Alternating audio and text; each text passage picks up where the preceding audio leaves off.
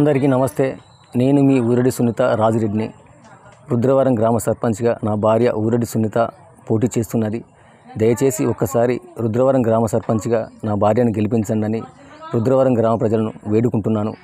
గతంలో కూడా 2019లో నేను నా భార్య సర్పంచ్గా ఎంపీటీసీగా పోటీ చేశాము. కొద్ది ఓట్లతో ఓడిపోయినా కూడా మన గ్రామానికి మా వంతు సహకారం అందిస్తూనే ఉన్నాము. ఇప్పటికి కూడా నా భార్య 2025లో సర్పంచ్ మహిళా రిజర్వేషన్లో సర్పంచ్గా పోటీ చేస్తున్నది. మీ బిడ్డగా ఆశీర్వదించి గ్రామానికి సేవ చేసే అదృష్టాన్ని కల్పించండి రుద్రవరం గ్రామ ప్రజలను వేడుకుంటున్నాను. ఎంతోమందికి రాజకీయ జీవితాన్ని ప్రసాదించిన రుద్రవరం గ్రామ ప్రజలు 2 సార్లు ఓడిపోయిన వ్యక్తులుగా మిమ్మల్ని మేము వేడుకుంటున్నాము. మాకు కూడా ఒక్కసారి అవకాశం ఇచ్చి చూడండి. ఊరిని అభివృద్ధి చేసి చూపిస్తాము.